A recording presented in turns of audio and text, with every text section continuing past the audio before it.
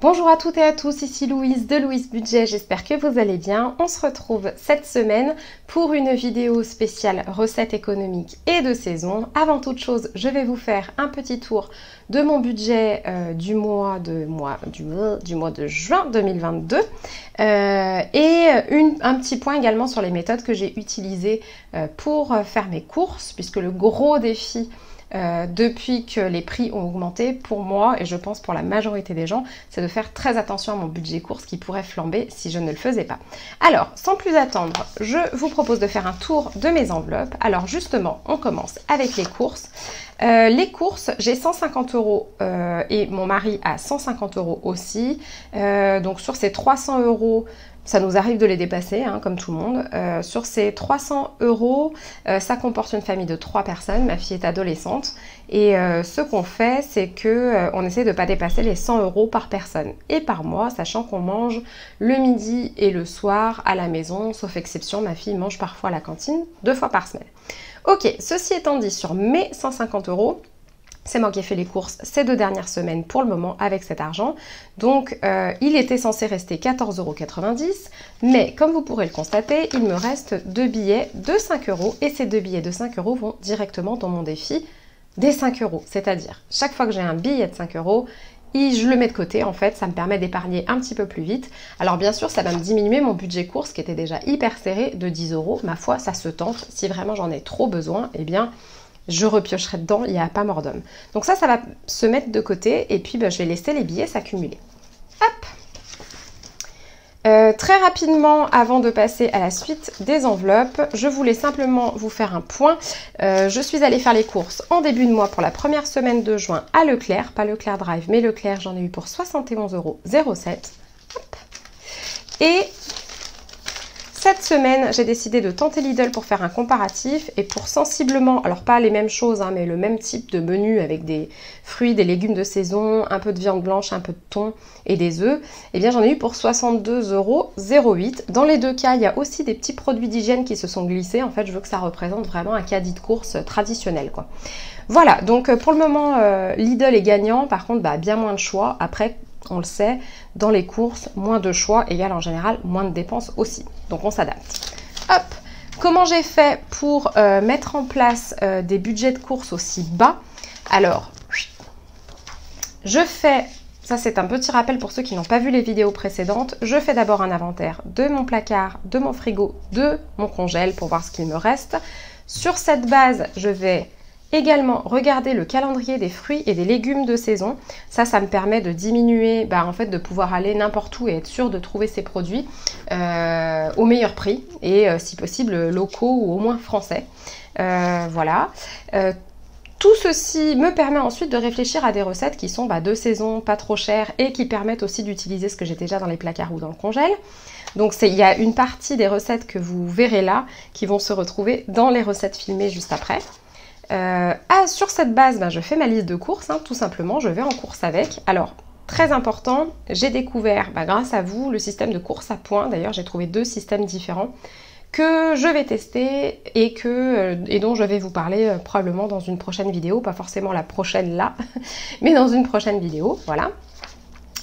En général, quand j'élabore mon menu, il y a d'autres recettes qui me viennent, donc je les note dans ma liste de recettes à tester, ce qui permet pour la fois d'après peut-être de simplement piocher dans cette liste plutôt que réinventer la poudre, on va dire.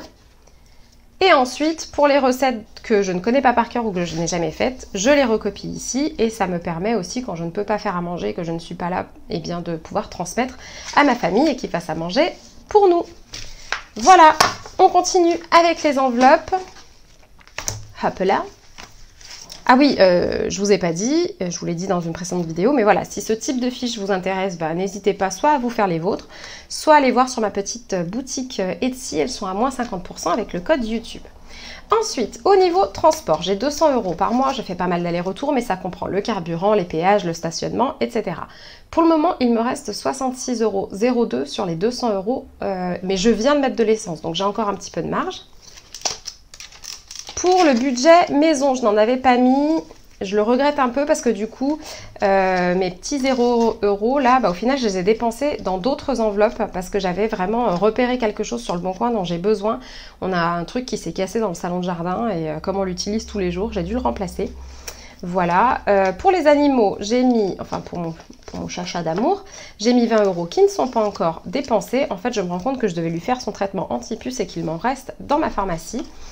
Donc ça se trouve je ne les dépenserai pas et ça compensera. Pour ma Lily, elle a 200 €, on est à moins 1,45 €, c'est 200 € que je paye en carte bleue. C'est donc ça qui m'a permis d'aller en dessous. Ça comprend notamment son soutien scolaire et ce mois-ci elle a eu des heures en plus, enfin le mois dernier, donc ça a fait 192, ça faisait un petit peu juste le budget de 200 €. Pour moi, j'avais 30 €, eh bien j'ai tout dépensé, oui, j'ai tout dépensé. Après, c'était des trucs pour ma fille et moi, donc je me suis pas complètement fait plaisir pour moi, ça lui faisait surtout plaisir à elle, mais bon, on le sait tous, hein, quand on est parents, il arrive qu'on s'oublie, c'est étrange.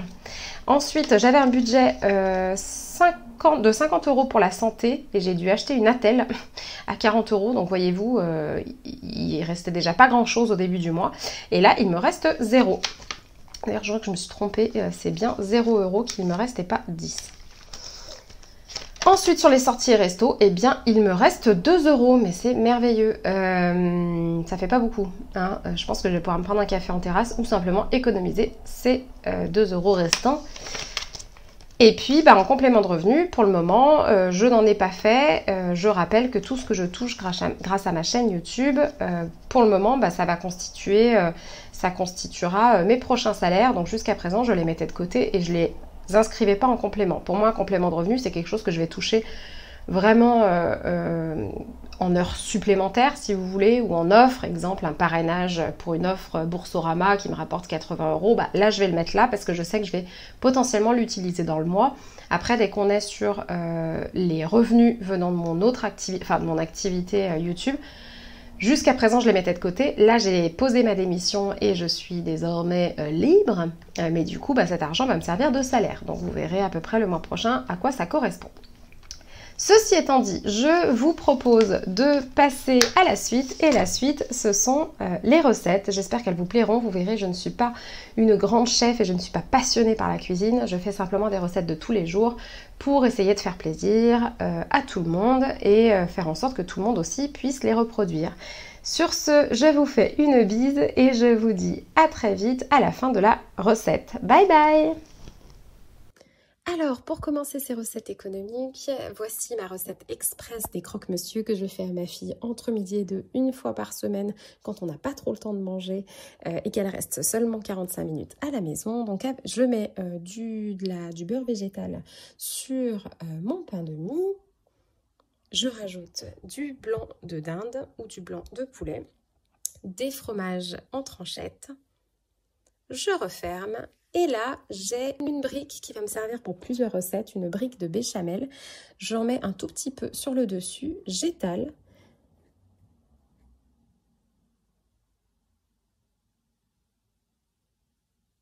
Je complète ensuite avec du gruyère râpé et ensuite j'enfourne et je vérifie la cuisson. En général, ça prend pas plus de 10 minutes. Pour que ce soit un plat complet, je préconise de compléter l'assiette avec des légumes à croquer ou de la salade ou des légumes cuits. Ensuite, recette là aussi assez rapide de lasagne, thon et épinards pour changer de la viande de bœuf et rajouter plus de légumes. Donc on est sur une recette où je vais réutiliser la béchamel. Il me restait du vin blanc sec, donc dans la cuisson à la poêle de mon thon plus mes épinards. Je vais en mettre un petit peu pour parfumer le tout. Vous assaisonnez comme bon vous semble et vous complétez ensuite par du coulis de tomate ou de la purée de tomate. Et vous faites mijoter pour que ça prenne quand même un bon goût. Une fois que tout ceci est prêt, vous allez commencer à monter votre plat de lasagne comme d'habitude. Donc moi j'ai beurré le fond du plat. Je mets une première plaque de pâte à lasagne. Alors ce ne sont pas des fraîches, mais des rayons épicerie tout simplement. Je mets ensuite une partie d'épinards à la sauce tomate avec le thon. Je complète avec de la béchamel, toujours le même pot que j'ai utilisé pour les croque-monsieur. Et j'étale pour qu'il n'y ait pas d'endroits plus secs que d'autres. Ensuite, Mon astuce aussi économie, c'est d'acheter le parmesan entier et de le râper soi-même. Donc je vais mettre une petite couche de parmesan râpé sur cette plaque et ensuite on continue. On remet une couche de pâte à lasagne, une couche encore d'épinards au thon, une couche de béchamel, une couche de parmesan jusqu'au bout. Et quand on arrive tout en haut, eh bien on va compléter avec de la sauce tomate, la béchamel restante, on étale bien du gruyère et on enfourne. Et voilà le résultat que je sers en général avec une salade verte ou des légumes pour pouvoir compléter. Ensuite, si vous avez des légumes grillés, moi j'adore faire cette recette, c'est hyper simple. Vous allez mettre dans l'huile d'olive avec un peu d'assaisonnement les légumes au grill. Vous faites déglacer avec un petit peu d'eau pour faire un jus comme ça. Et s'il vous en reste un petit peu, je vous montrerai comment faire une tarte. Mais en tout cas, ça c'est un accompagnement génial avec du riz, des pâtes, de la viande, du poisson, ce que vous voulez. Ensuite, on va passer aux pâtes aux légumes. Donc là, je prends le restant d'épinards et je le mélange avec des carottes, des tomates cerises et des lardons dans l'huile d'olive. Vous assaisonnez exactement comme vous en avez l'habitude. Une fois que c'est prêt, vous servez sur un bol de pâte. Là, j'ai choisi des linguine et vous avez un plat complet et je réutilise le parmesan pour en faire des copeaux par-dessus. Ensuite, on va faire une salade César revisitée. On va réutiliser encore ce qui nous reste, donc la salade, les tomates cerises et le parmesan. On fait revenir dans la poêle nos blancs de poulet, enfin nos filets de poulet ou de dinde. Là, moi, j'ai mis en assaisonnement, je vais mettre un petit peu de curry et j'ai mis des graines de moutarde.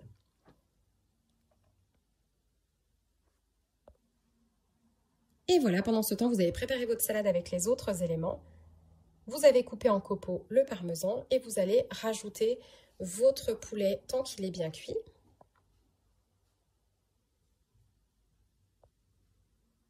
Et hop, si vous aimez un petit peu le croustillant, vous rajoutez des oignons frits. Ça, c'est cool. C'est optionnel. Enfin, autre recette hyper rapide, évidemment la fameuse salade de riz. Donc si vous avez, normalement il est censé vous rester du thon, de la salade. Moi j'ai rajouté des haricots rouges, des cœurs de palmier et je vais mélanger tout ça à du riz froid pour lequel, alors moi je préfère mettre de la vinaigrette un petit peu sucrée, mais vous pouvez tout à fait faire avec de la mayonnaise si vous le préférez. L'objectif évidemment c'est de tout mélanger et c'est hyper consistant et hyper économique, donc avec un peu de maïs aussi c'est top.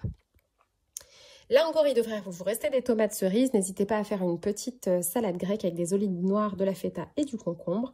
Donc vous avez juste à mélanger tous les éléments que je viens de citer avec une petite sauce.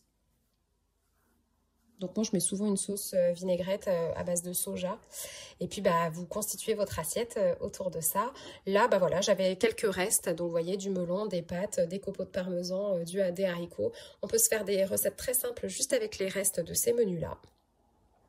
Et là, c'était des haricots surgelés qui me restaient depuis la nuit des temps, voyez-vous. Donc, on vide aussi, on en profite pour vider les congèles. Ensuite, s'il vous reste encore des légumes grillés, faites-en une tarte. Vous mettez ça sur une pâte feuilletée recouverte de moutarde et ensuite vous mettez du fromage. Et puis, si vous tombez sur des promotions, moi j'étais tombée sur une petite promotion de sardines, et bien profitez-en pour finir votre riz et votre salade verte avec ce poisson. Voilà. Et bien sur ce, je vous souhaite une très très belle journée. Prenez bien soin de vous et prenez soin de vos petits sous. Je vous embrasse.